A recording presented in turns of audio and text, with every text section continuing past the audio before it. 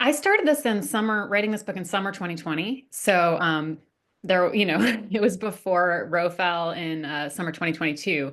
So at that time, we still had kind of abortion rights looked pretty secure, but abortion access wasn't, was very spotty. And in places, I'm in Ohio, there was a heartbeat bill that had been passed in Ohio, but had been blocked, of course, because federal law kind of supersedes state law on that level. So I was sort of interested in that and interested in all the ways that abortion access had been kind of attacked or successfully sort of like constrained by these things called trap laws, all the ways that there had been this very constant and effective assault on abortion access, even as Roe was still kind of law of the land.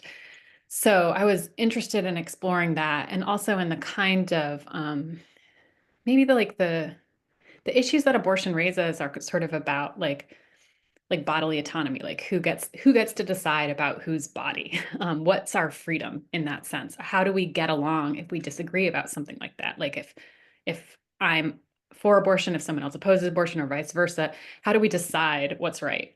So abortion it's a very sort of I think a really key like democratic issue in that way, because feelings about it are so strong and it connects to people's ideas of religion, of parenthood, of relationships, of what is like a good life, of what we should get to decide about each other. So in that sense, you know, um, yeah, I wanted to think more about abortion as the kind of issue that really asks us like what freedom is and what democracy is and how we decide things together. She's just in one spot this whole time. And I think, when you're setting up a novel, like a novel is like a really kind of contained, specific act of thinking. So you got to like strip a lot down, you got to like figure out what your factors are going to be and what you're going to do in that space. So in this case, it was just going to be like a hunger strike where it's moving forward and she's increasingly like suffering, and that's like a plot. You know what I mean? Like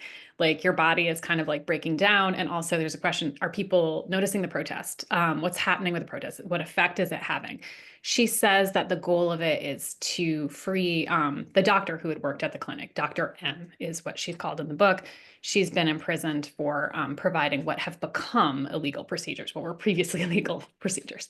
And then she's just in the clinic. So that gives you like a setting and a space to like roam around in that, sort of contains the like increasingly like suffering mind and person and body. So you have like a space to play in. Um, so yeah, I think you know, to your point about crime fiction, I just wanted to find some factors that would stabilize the set of things I wanted to think about.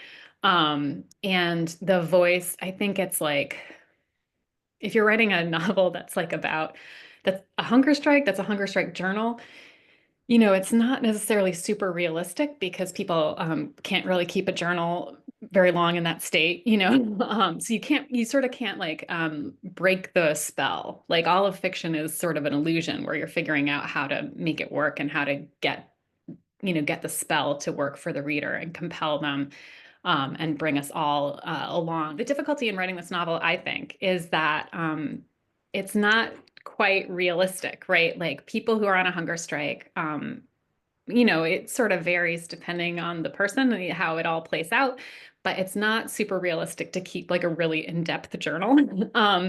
So you can't like break the spell. You have to kind of keep, the disbelief suspended, as we say. So in that sense, the whole novel needed to kind of stay in her voice and in the same place and be just about those factors in order to kind of keep those questions and that imagination and all the philosophical questions that novels explore kind of going without breaking the spell. So that's why it's kind of like all in one space, all in one voice.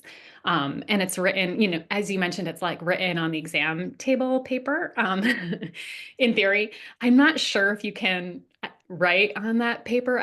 Whenever I go to the doctor's office, I'm like, can you write on this paper? Because it's like kind of waxy and thin. But I was like, I think you probably could, at least some versions of it. So, a novel is always like between what's real and what's imagined.